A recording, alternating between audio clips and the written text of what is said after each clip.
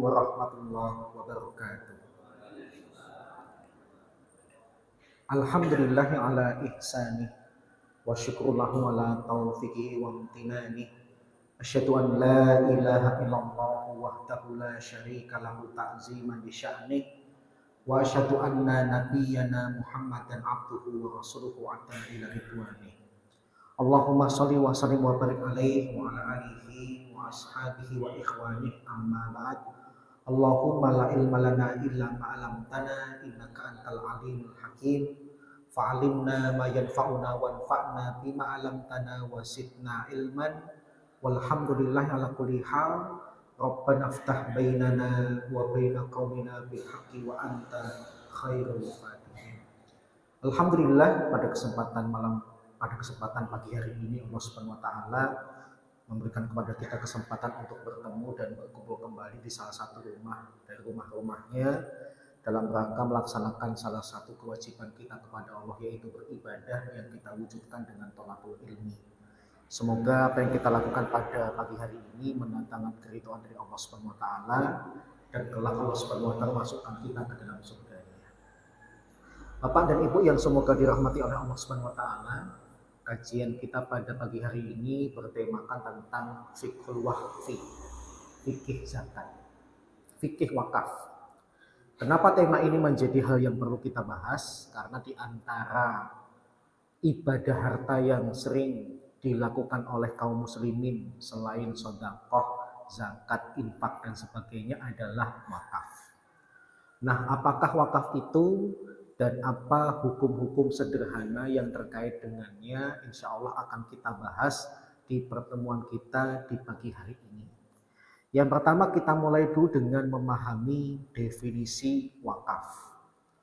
Mengucapkan wakaf itu lafal dalam bahasa Indonesia, karena sebenarnya pengucapan yang asli itu adalah wakaf.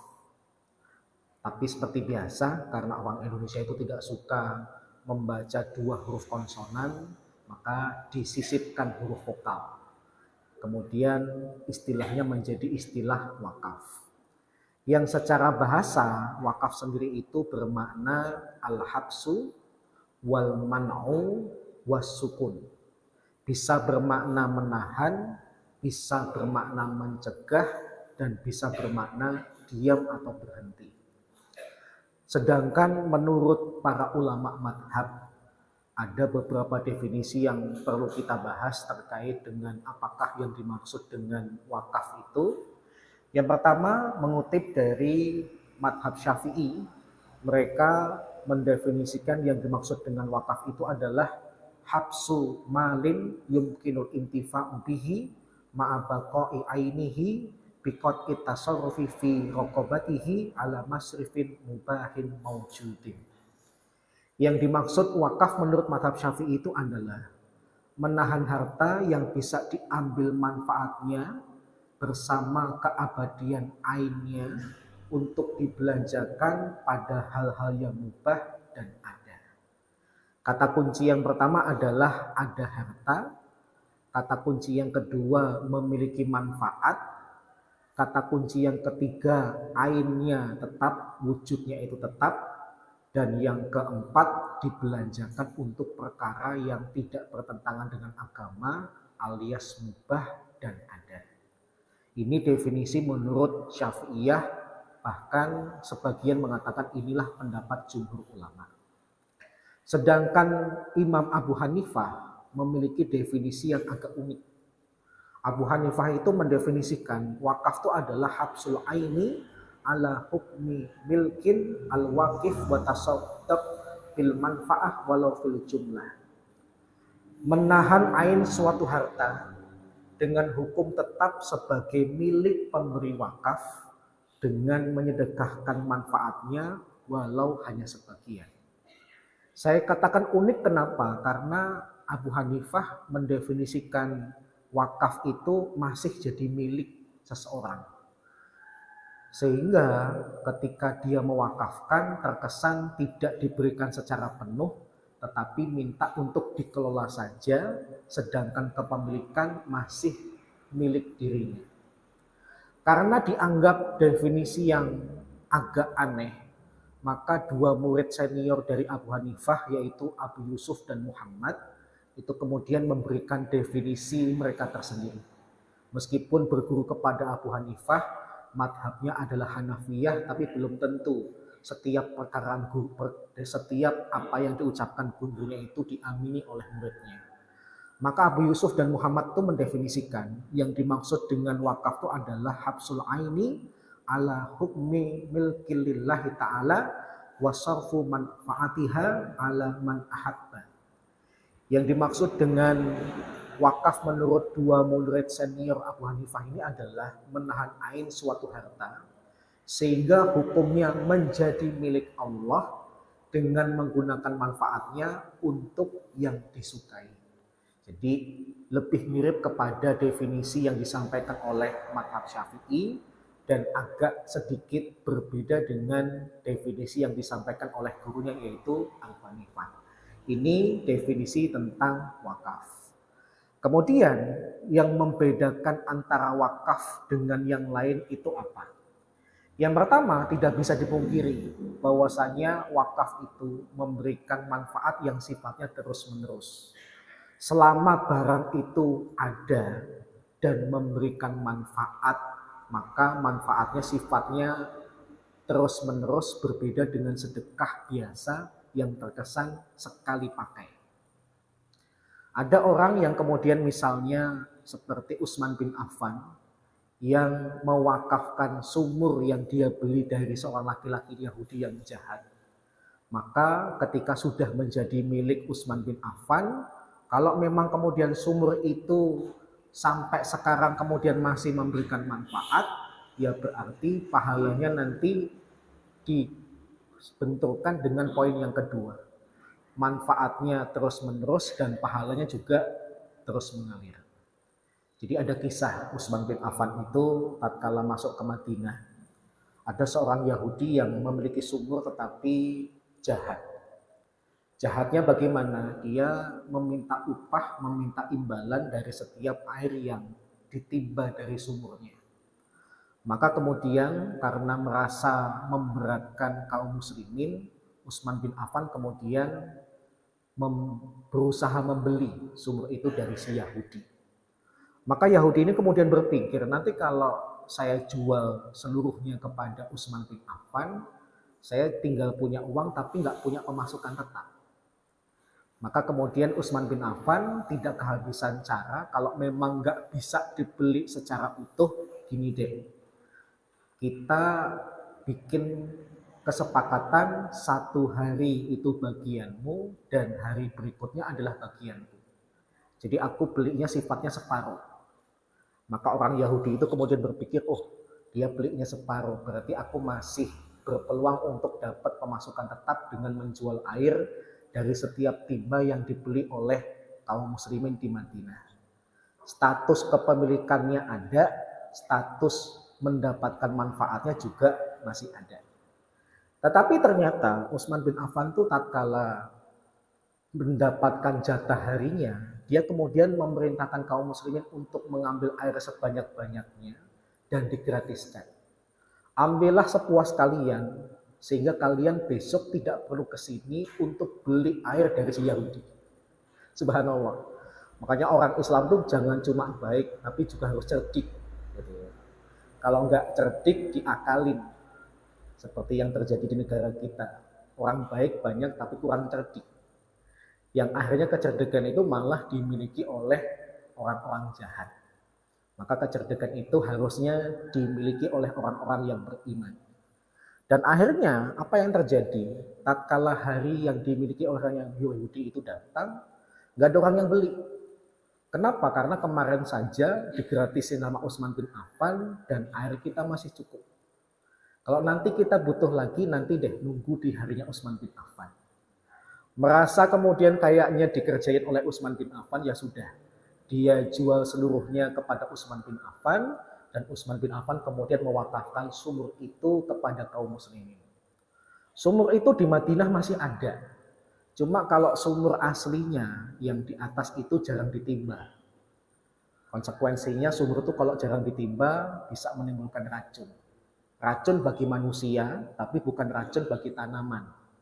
Sehingga sumur itu sekarang di Madinah masih ada, dan di bawahnya itu kemudian dibuat pipa untuk mengaliri kebun-kebun kurma yang juga milik Utsman bin Affan radhiyallahu anhu. Demikian juga peristiwa tatkala Umar bin Khattab mendapatkan sejumlah tanah yang berisikan pohon kurma tatkala peristiwa perang Khaybar. Merasa ini adalah harta yang sangat banyak yang belum pernah dia miliki. Umar bin Khattab kemudian bingung, ini nanti saya apain? Dia kemudian mengkonsultasikan peristiwa tersebut kepada Nabi. Nabi kemudian akhirnya memberikan saran. Kamu bisa memberikan manfaat kepada orang lain atas kebunmu itu. Tapi jangan dijual, jangan diwariskan, jangan kemudian dihak milik. Niatkan saja kebun kurmamu itu untuk kaum muslimin alias diwakafkan. Maka jika kebun Umar bin Khattab itu sampai sekarang masih memberikan manfaat kurma-kurma yang tumbuh, kemudian kurma itu disedekahkan, dimanfaatkan kepada orang yang membutuhkan, maka sifatnya manfaat tidak sekali begitu saja, tapi sifatnya terus-menerus. Yang kedua, efek dari manfaat yang terus-menerus itu apa? Pahalanya mengalir. Misalnya orang yang bikin masjid 100 tahun yang lalu, maka semenjak 100 tahun yang lalu sampai sekarang jika masjid itu masih digunakan, dia dapat pahala. Hanya saja terkadang kalau bikin masjid itu ada beberapa masyarakat yang pikirannya agak lucu. Misalnya ada masjid yang dipugar. Dia itu kemudian merasa kalau masjid ini kemudian dalam beberapa puluh tahun pasti dipugar karena untuk mempertahankan pondasinya supaya tidak rusak dan sebagainya. Akhirnya beberapa kaum muslimin itu kalau bangun masjid cuma mau urunan pondasi.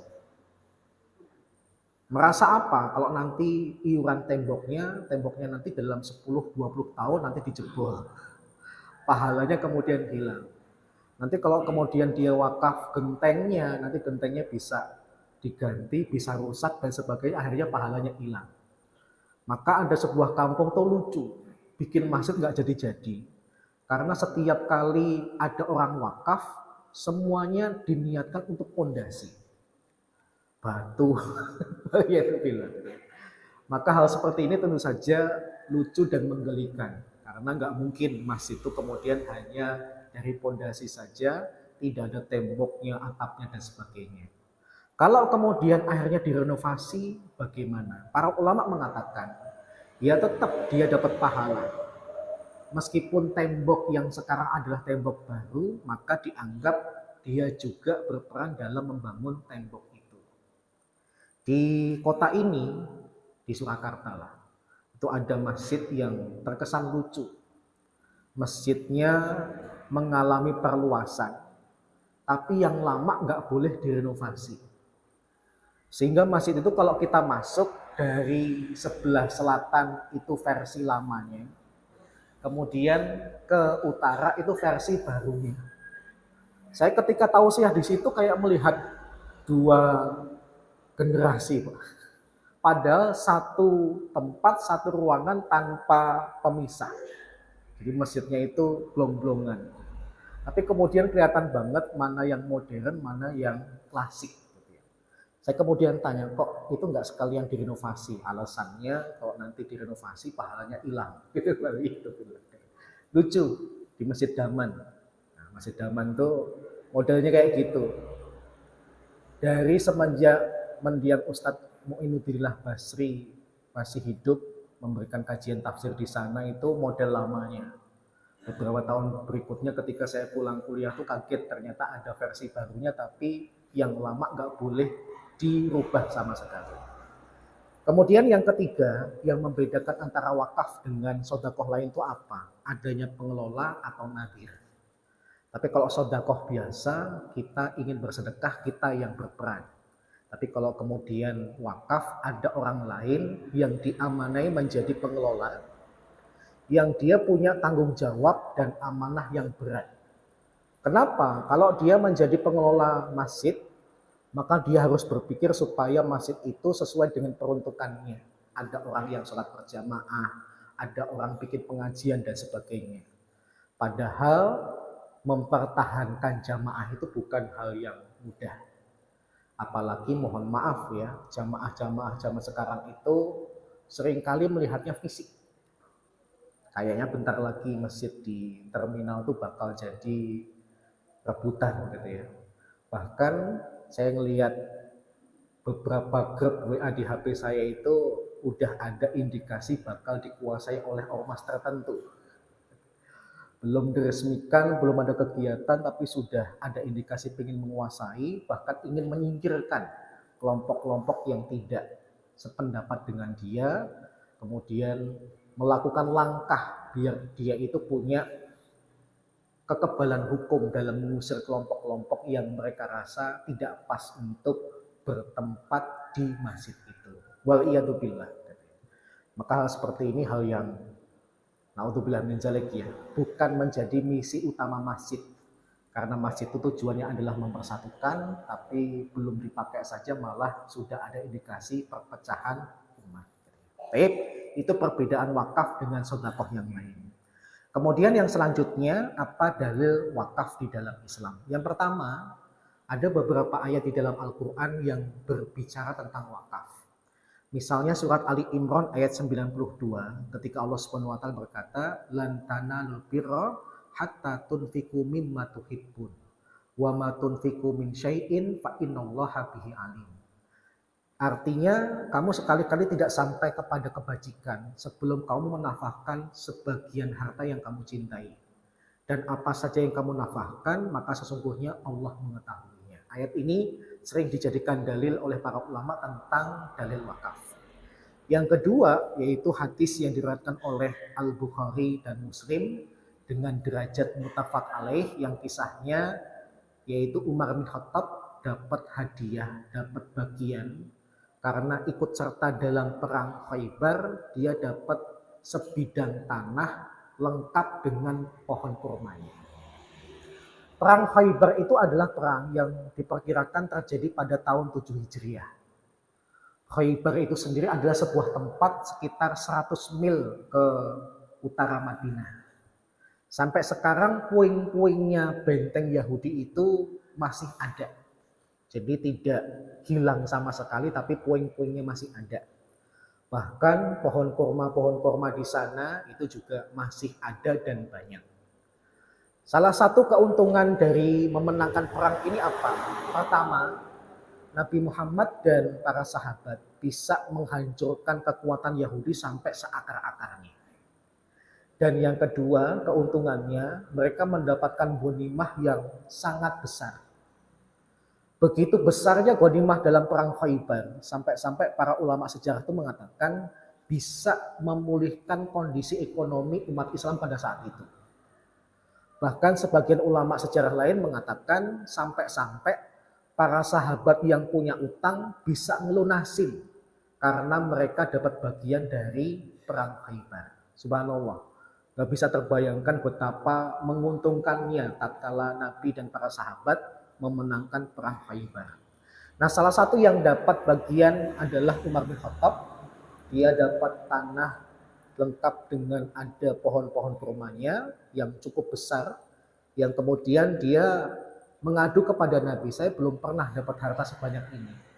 Apa yang saya bisa lakukan terhadap harta sebanyak ini?" Maka Nabi kemudian memberikan saran, kamu bisa menggunakannya untuk berbuat baik alias bersedekah kepada orang lain, dengan syarat yaitu beliau tidak menjualnya, tidak dihibahkan, tidak diwariskan. Artinya ini kemudian menjadi milik bersama. Ini dalil masyru'iyahnya. Selain itu juga hadis tentang terputusnya amal seorang hamba tatkala dia meninggal kecuali 3 perkara. Dan yang terakhir yaitu tatkala Jabir bin Abdullah radhiyallahu anhu menceritakan kondisi para sahabat yang hobinya itu bersedekah, hobinya wakaf. Maka ada perkataan yang luar biasa dari Jabir bin Abdullah, "Ma'a'lamu ahadan kana lahum malun minal muhajirin wal ansar illa habasa malan min shadaqah mu'abbadah la tushtaru abadan wala tuhabu wala turasu. Aku tidak mengenal seorang sahabat pun yang memiliki harta dari golongan muhajirin dan ansor kecuali mereka pasti mewakafkan hartanya untuk sedekah yang sifatnya abadi, yaitu wakaf, dengan tidak dijual selamanya, tidak dihibahkan, dan tidak diwariskan. Ini beberapa dalil tentang wakaf. Kemudian sekarang bicara tentang fikih sederhananya tentang masalah wakaf. Pertama, terkait dengan hukum wakaf. Meskipun para ulama sepakat bahwasanya hukum wakaf yang asli itu adalah sunnah, tapi ternyata ada beberapa kondisi yang menyebabkan hukum asal yang sunnah ini berubah menjadi hukum yang lain. Misalnya apa? Ada kalanya wakaf itu berubah dari yang sunnah jadi wajib. Kalau apa? Misalnya dinadarkan. Ya Allah, kalau nanti saya naik pangkat, tanah ini saya wakafkan untuk dibikin masjid. Ternyata dia naik pangkat, maka yang awalnya sunnah jadi wajib karena nadarnya. Yang kedua, ada juga wakaf yang sifatnya mubah. Yang berwakaf tuh malah nggak dapat pahala.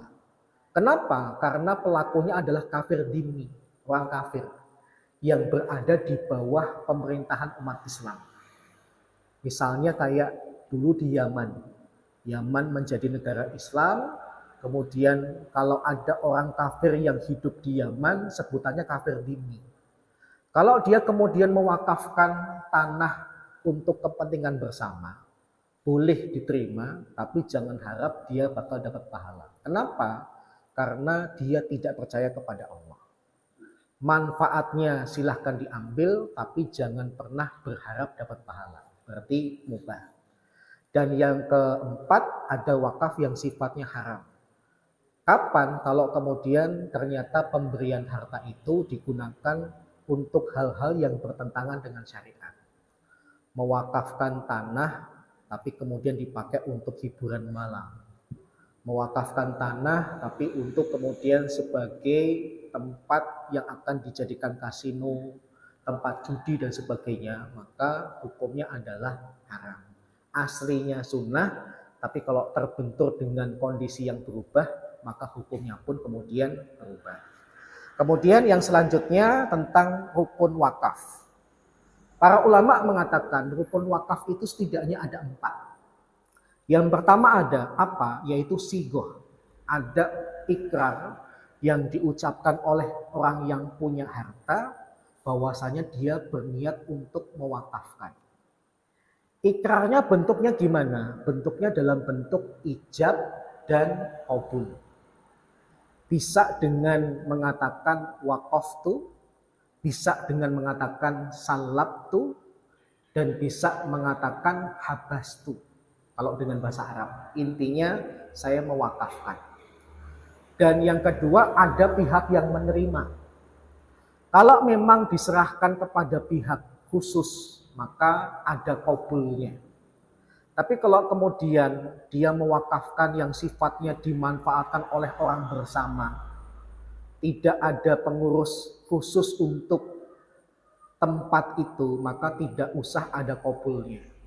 Misalnya ada masjid di pinggir jalan, yang kemudian nggak usah orang-orang yang sholat di situ kemudian menerima kalimat wakaf dari orang yang berwakaf. Kenapa? Sholat saja.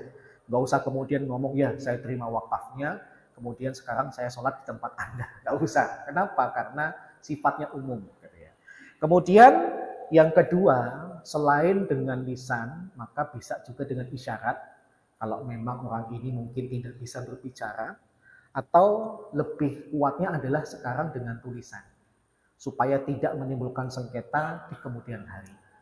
Kemudian syarat dari sigoh itu adalah pertama yang diwakafkan itu sifatnya harus tanjis.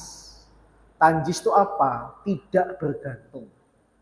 Kalau kemudian ada orang mewakafkan tanah sekaligus masjid ini, maka dia tidak boleh dengan lafal saya wakafkan masjid Nur Jamil untuk 20 tahun. Setelah itu nanti kembali kepada saya. Nggak boleh, itu menggantung. Gitu ya. Menggantung itu nggak boleh. Harus yang sifatnya tidak menggantung. Yang kedua, sifatnya apa? Takbid, yaitu sifatnya selamanya. Tidak boleh kemudian dalam waktu-waktu tertentu tidak diperbolehkan. Kenapa? Karena Nabi memerintahkan para sahabat wakaf untuk selamanya. Nabi pun sendiri juga pernah berwakaf untuk selamanya. Kemudian yang kedua adalah wakif, yaitu orang yang berwakaf. Apa syaratnya? Pertama muslim, yang kedua akil, yang ketiga baligh. Untuk yang baligh ini menurut jumhur ulama menjadi syarat utama. Sehingga anak kecil meskipun dia punya keinginan baik untuk berwakaf, konon tidak diperbolehkan. Kenapa? Karena wakaf ini bisa dikatakan kelebihan harta. Kalau pelakunya adalah orang dewasa, berarti dia bisa memastikan kayaknya saya tidak butuh lagi harta ini, saya serahkan kepada pihak lain untuk dimanfaatkan bersama. Tapi kalau dia masih kecil, dia kan nggak tahu kebutuhan di masa-masa depannya. Kebutuhan sekolahnya, kebutuhan hariannya, dan sebagainya. Kalau nanti dia mewakafkan, adakah jaminan di masa depannya dia masih punya harta? Maka para ulama banyak yang melarang anak kecil belum boleh atau tidak boleh untuk berwakaf. Tunggu sampai dia balik. Kemudian yang selanjutnya syaratnya dia adalah orang merdeka. Budak tidak boleh berwakaf. Kenapa? Karena dirinya saja adalah milik tuannya, hartanya juga milik tuannya. Sehingga kalau kemudian ada wakaf, maka atas nama majikannya, milik tuannya, bukan atas nama dirinya. Dan yang terakhir, syaratnya apa? Tidak terpaksa. Kemudian yang keempat, yaitu mauquf, ada harta yang diwakafkan. Dan yang keempat, ada mauquf alaih, yaitu pihak yang diamanai untuk mengelola barang wakaf itu. Ini rukun-rukun wakaf yang disepakati oleh para ulama. Kemudian terakhir, contoh sukses pelaksanaan wakaf. Dalam dunia modern ini, selain sumur dari Utsman bin Affan serta kebun kurmanya, selain kebun kurma dari Umar bin Khattab, ternyata ada model wakaf yang ternyata bisa dilihat oleh kaum muslimin. Dan ini sifatnya ternyata juga bukan baru saja, tapi sudah hampir sekitar 1000 tahun. Yaitu apa? Jami'atul Azhar. Kampus Al-Azhar di Mesir, di Kairo itu dulu adalah wakafnya kaum muslimin. Dan Universitas Al-Azhar itu menjadi saksi perjalanan berbagai macam pemimpin dari Daulah Fatimiyah, Daulah Ayyubiyah, sampai kemudian akhirnya Mesir menjadi negara republik. Al-Azhar menjadi saksinya. Dan Al-Azhar itu kalau kita perhatikan memberikan beasiswa pendidikan kepada mahasiswa yang jumlahnya tidak sedikit. Lebih sekitar dari 20.000 mahasiswa setiap tahun yang masuk ke Al-Azhar.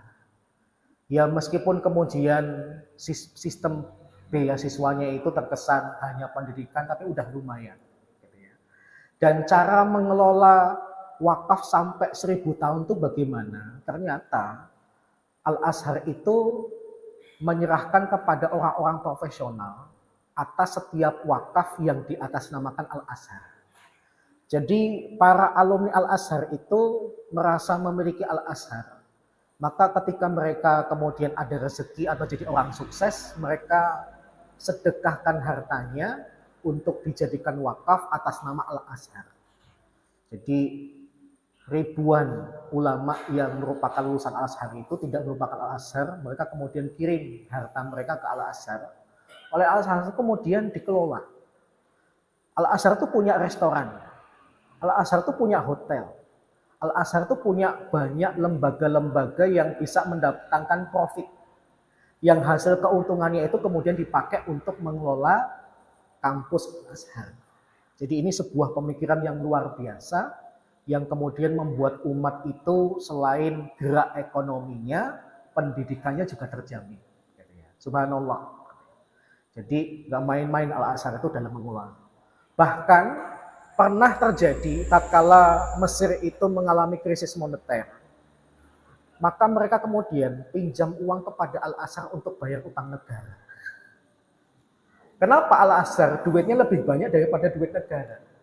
Kemudian negara itu pinjam ngutang kepada Al-Azhar. Gitu ya. Kalau pinjam kepada lembaga Islam nggak ada ribanya. Gitu ya. Tapi negara kita enggak ya. Muhammadiyah itu kaya Pak. Sebenarnya Muhammadiyah itu kalau kemudian mau menampilkan taringnya saja bisa nutup utang Indonesia. Tapi karena memang disengaja biar negara ini kita ini bangkrut, jangan pinjam kepada umat Islam. Karena negara ini kalau kemudian utangnya lunas, jadi negara maju.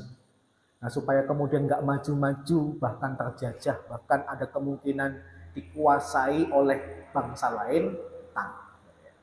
Itu dalam sejarah negara-negara ada Pak.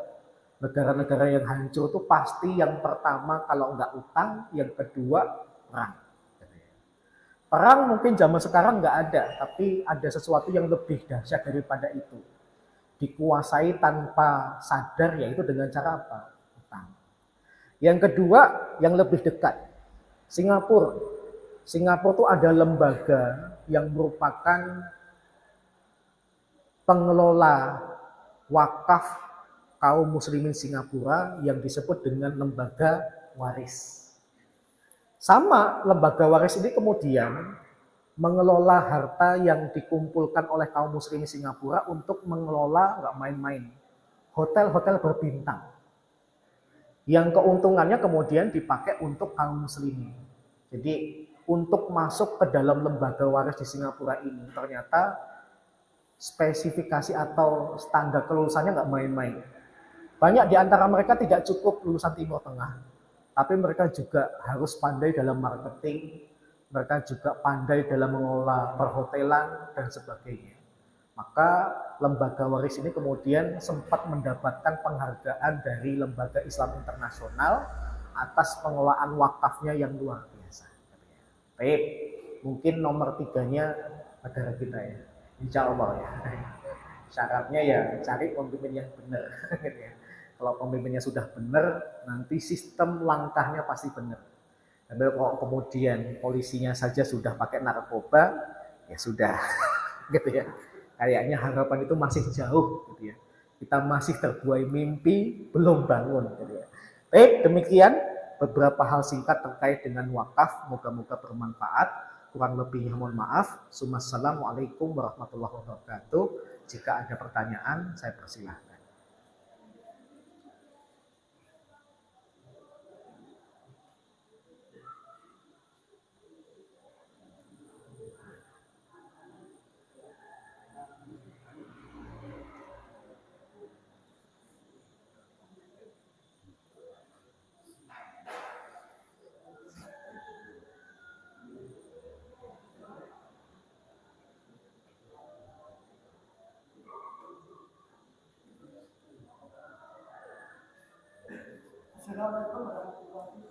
Waalaikumsalam warahmatullahi wabarakatuh.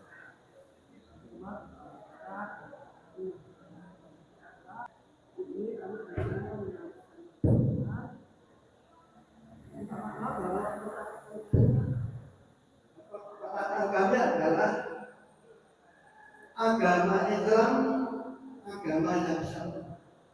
Ini pemikiran saya ambil dari Quran surat Al-Anbiya ayat 32 dan 33. Dan yang artinya seperti apa saja. Sesungguhnya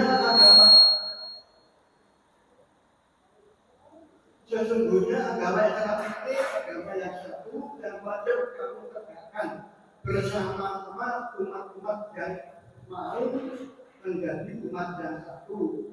Dan yang ketiga adalah bebas dan mereka berbangga-bangga terhadap agamanya menjadi beberapa golongan.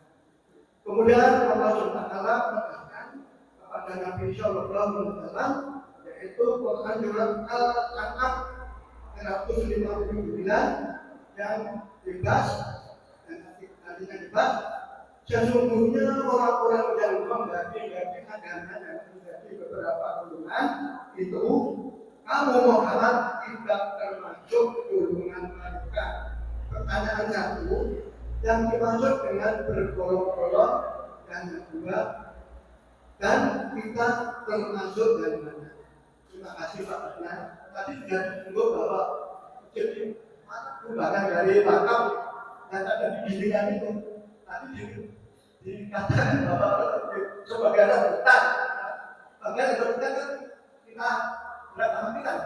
Tapi kan para mereka kan bukan saya, kemudian Pak Hanan yang menjadi direktur menjadi masalah untuk Waalaikumsalam warahmatullahi wabarakatuh. Baik, yang pertama kaitannya dengan Islam adalah agama yang satu. Itu apa maknanya? Yang pertama ada sebuah hadis ya, Nabi SAW mengatakan al-anbiya'u ikhwah wa dinuhum wahid. Kami para nabi itu bersaudara dan agamanya adalah satu, yaitu Islam. Sebagian kita ada yang menganggap Islam itu adalah agama di zaman Nabi Muhammad. Agama di zaman Nabi Isa namanya Nasrani, agama di zaman Nabi Musa namanya Yahudi. Salah. Berdasarkan hadis ini, Nabi SAW mempertegas agama seluruh Nabi itu satu, yaitu Islam. Bahkan perkataan Islam itu sudah muncul di Nabi-Nabi terdahulu. Misalnya ketika Nabi Yakub berdialog dengan anak-anaknya, sampai kemudian berwasiat, wala tamutunna illa wa antum muslimun. Dan janganlah kalian mati kecuali kalian dalam keadaan muslim, dalam keadaan menyerahkan diri. Memang mungkin istilah Islam tidak dilontarkan di umat-umat terdahulu. Tetapi kembali kepada pengertian apakah itu Islam. Islam itu adalah al-istislam wal inqiyad. Islam itu adalah menyerahkan diri dan tunduk. Kepada siapa? Kepada Allah. Pokoknya dia menyerahkan dirinya kepada Allah, tunduk kepada Allah, maka dia adalah orang muslim. Meskipun mungkin secara dohir istilah Islam tidak populer di umat-umat terdahulu. Yang kedua terkait dengan surat Al-An'am ayat 159 ketika Allah Subhanahu wa taala berkata innalladzina farraqu dinahum wa kanu syi'a lasta minhum fi syai'. Sesungguhnya orang-orang yang mempecah belah agama mereka dan mereka berkelompok-kelompok, maka kamu yang Muhammad tidak termasuk di antara mereka. Ini konon dalam beberapa literatur dikatakan ditujukan kepada orang-orang Yahudi dan Nasrani. Yang mereka itu kemudian memecah agama yang hak, yaitu Islam. Merasa tidak sependapat dengan konsep ketuhanan dalam misi Nabi Muhammad, kemudian mereka mempertegas, oh berarti kita agamanya beda ya Muhammad, kamu seperti itu, kami seperti ini. Orang Yahudi pun juga merasa beda dengan orang Islam dan Nasrani, kemudian mempertegas, oh berarti kita beda ya Muhammad, kalian beragama seperti itu, kami beragama seperti ini. Jadi ayat ini sebenarnya lebih ditujukan kepada orang-orang kafir yang kemudian tetap percaya kepada Allah, tapi kemudian dimodifikasi agamanya. Tetapi ayat ini dalam beberapa tulisan para ulama seringkali digunakan untuk menggambarkan bahayanya perpecahan di dalam Islam. Kenapa? Karena Islam itu adalah agama persatuan dan melarang terjadinya perpecahan. Di antara ayat yang melarang perpecahan yang sering dikutip oleh para ulama adalah ayat ini. Jadi ayat ini awalnya ditujukan kepada orang Yahudi dan Nasrani yang menganggap agamanya itu agama tersendiri. Agama yang juga dapat dipertanggungjawabkan, maka Allah bantah dengan ayat ini dan memberikan penegas kepada Nabi Muhammad, kamu jangan tiru-tiru ya Muhammad seperti mereka.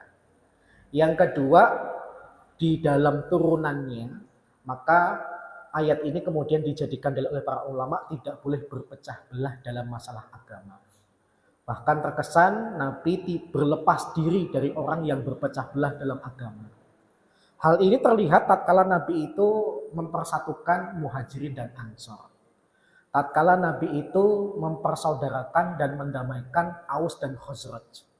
Sampai tatkala Aus dan Khazraj itu pernah bangkit kembali ingin perang, Maka Nabi SAW kemudian menegur mereka dengan kalimat, apakah kalian ingin membatalkan persaudaraan yang persaudaraan itu adalah dibangun oleh Allah kepada kalian? Maka suku Aus dan Khazraj yang sudah terlanjur megang pedang nangis dengan perkataan Nabi itu, kemudian mereka lemparkan pedang mereka. Menunjukkan ayat ini bisa bermakna global, bisa bermakna khusus. Jadi ayat ini juga sebagai dalil bagi kita. Jangan ta'assub, jangan fanatik, jangan sampai kemudian kita membanggakan kelompok kita sendiri, merendahkan kelompok yang lain. Muhammadiyah ada kelebihan, ada kekurangan. NU ada kelebihan, ada kekurangan. Salafi ada kelebihan dan kekurangan. Maka sikap kita adalah sedih kalau kemudian saudara kita ada kekurangan.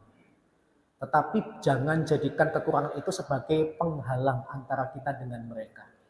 Jadikan kekurangan yang ada itu sebagai perekat supaya kita bisa saling nasihat-menasihati.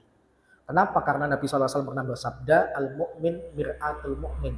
Mu'min itu adalah cermin bagi mu'min yang lain. Jadi intinya surat ini mengajarkan kita supaya tidak terpecah belah, entah dengan membanggakan kelompok sendiri, atau dengan memiliki paham tersendiri terhadap Islam yang tidak diajarkan oleh Rasulullah SAW. Wallahu a'lam bishawab. Kaitannya dengan apa tadi? Wakaf. Oh, iya.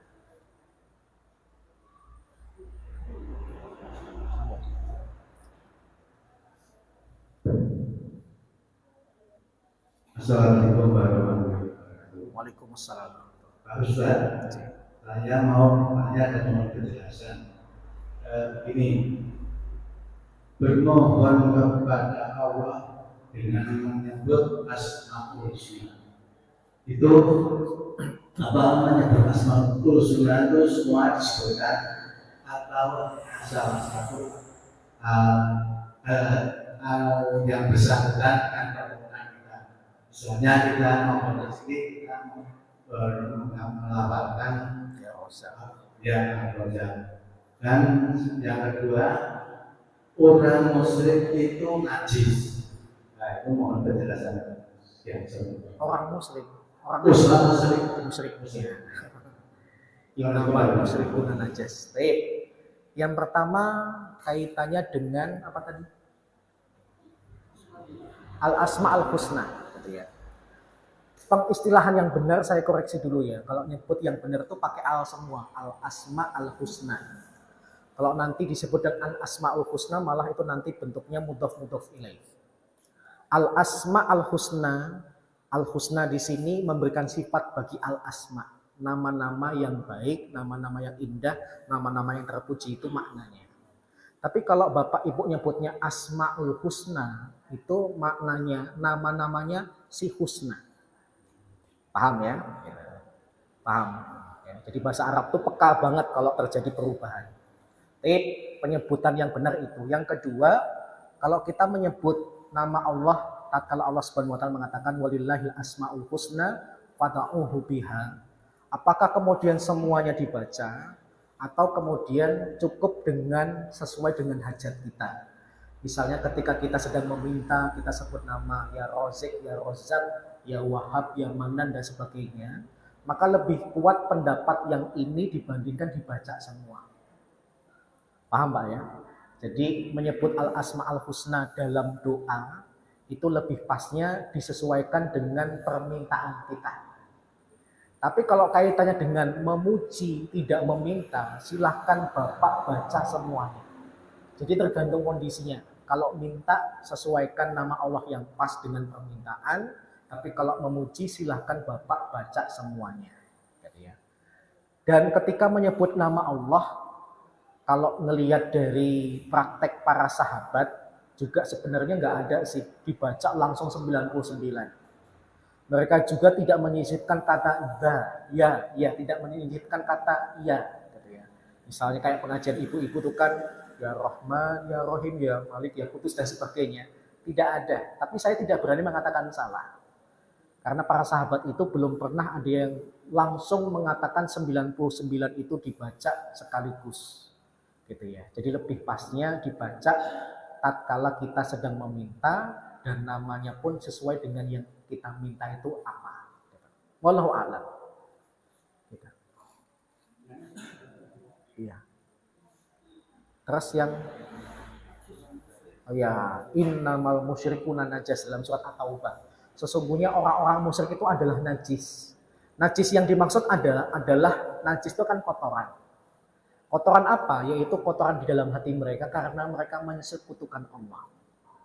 Bukan bermakna dohirnya tubuhnya orang musyrik itu najis, bukan. Karena Nabi pernah berjabatan tangan dengan orang musyrik, Nabi pernah berpelukan dengan orang musyrik, Nabi bahkan pernah minum dari satu wadah dengan orang-orang musyrik. Tatkala ada suatu kaum yang belum tahu Islam datang ke Masjid Nabawi, Nabi sambut mereka dan dipersilahkan masuk ke dalam Masjid Nabawi. Kemudian Nabi mensuguhi mereka dengan susu. Yang susunya itu kemudian diminum bareng, ditaruh di baskom besar, mereka minum satu persatu, Nabi pun minum dari tempat yang sama. Seandainya kemudian kemusyrikan itu dimaknai tubuhnya, dohirnya, maka Nabi tidak akan minum bareng dengan mereka. Tapi yang dimaksud dengan innamal musyrikuna najas itu apa? Yaitu hati mereka yang ada kesyirikan. Syirik itu kotor, bahkan hal terkotor di atas permukaan bumi. Wallahu a'lam. Bapak? Ya. Mau tanya, Assalamualaikum warahmatullahi wabarakatuh. Waalaikumsalam warahmatullahi wabarakatuh. Ustaz, saya mau tanya tentang hukum orang yang menghentikan makan. Maksudnya di kasusnya adalah keluarga saya. Jadi bapak saya itu mewakafkan masjid, berikut listrik, air ledeng dan beberapa pengeluaran itu dulu-dulunya menjadi pengeluaran keluarga kami. Tapi ketika ayah meninggal dan tinggal ibu saya jaga dan ekonomi memburuk. Tapi sebenarnya kami anak-anak masih sanggup untuk meneruskan makan. Tiba-tiba dihentikan oleh yang takmir masjid. Apanya yang diperhentikan?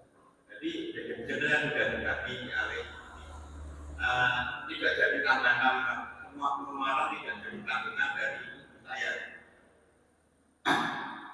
Mungkin dasar pertimbangannya adalah karena ibu saya sudah jaga dan tidak sekuat waktu ayah saya masih ada. Dan hukum orang yang menghentikan takmir masjid yang menghentikan wakaf kami ini seperti apa? Ataupun Waalaikumsalam warahmatullahi wabarakatuh. Lebih tepatnya bukan menghentikan wakafnya. Lebih tepatnya adalah memberhentikan atau memutus nadirnya, pengelola wakafnya. Karena ada kehendak kami sebenarnya untuk meneruskan. Ya. Jadi istilah yang tepat adalah memutuskan hubungan nadir atau pengelola wakafnya. Tapi kalau wakafnya masjidnya tetap ada. Memberhentikan wakaf itu kalau kemudian akhirnya masjid itu dijualnya itu berarti memberhentikan wakaf. Tapi ini kasusnya adalah memberhentikan nadirnya atau pengelola wakafnya. Nah itu hukumnya bagaimana? Sebaiknya dimusyawarahkan. Jangan sepihak. Karena ada itikat baik dari keluarga yang mewakafkan. Maka takmir masjid itu juga harusnya menghargai keluarga yang mewakafkan ketika memang merasa kalau tetap dibebankan kepada keluarga itu akan memberatkan. Jadi jangan sepihak, biasakan musyawarah. Kalau dari hasil musyawarah itu kemudian akhirnya keluarga meminta kembali supaya mereka menanggung, maka takmir ya harus sesuai dengan amanah dari wakifnya. Karena wakif dulu ketika hidupnya menyanggupi dan ketika dia meninggal keluarganya tidak merasa keberatan, maka apresiasilah niat baik dari keluarganya. Itu dua pandangan berbeda. Apa? Kita berpandangan duniawi, panitia tadi akhirnya itu berpandangan duniawi. Jadi nggak ada titik. Yang pertama itu sudah dimasyarakat belum, Pak? Kalau cuma obrolan nggak ada titik temunya. Nggak ada etikat dari kami karena orang seperti saya kan anak yang posisinya jauh dari rumah orang tua. Nggak ada pembicaraan. Tapi sebenarnya penyelesaiannya juga tergantung hitam di atas putihnya ya. Harusnya ketika mewakafkan itu ada rincian. Rinciannya ketika misalnya mendiang bapak dulu ketika membuat wakaf itu mensyaratkan dan menuliskan selama saya hidup saya akan menanggung beban ini dari si masjid. Nanti kalau saya meninggal kemudian diteruskan kepada keluarga saya itu lebih aman. Yang jadi masalah kalau kemudian wakaf itu tidak rinci.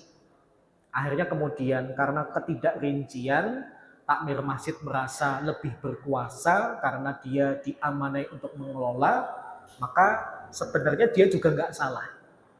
Tapi alangkah lebih baiknya kalau keputusan itu saling meridhokan. Keluarga kemudian ridho, takmir masjid juga ridho. Wallahu a'lam. Kuncinya di musyawarah. Kalau kemudian hasil musyawarah itu baik, hasilnya nanti juga baik. Wallahu a'lam. Ya, Mas.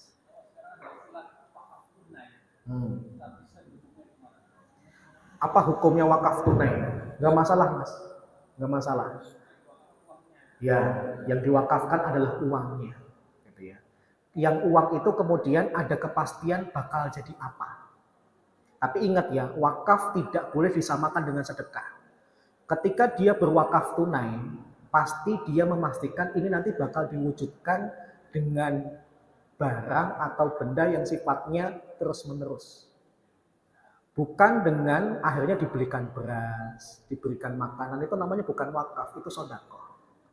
Kayak misalnya wakaf tunai pembangunan masjid, itu benar. Wakaf tunai pembangunan kampus Islam, itu benar. Wakaf tunai pembangunan madrasah rumah sakit Islam, itu benar. Tapi kalau kemudian sekali pakai, itu namanya bukan wakaf, tapi sedekah. Jadi lihat dulu, ini nanti kalau saya tunaikan, wujudnya apa, Mas?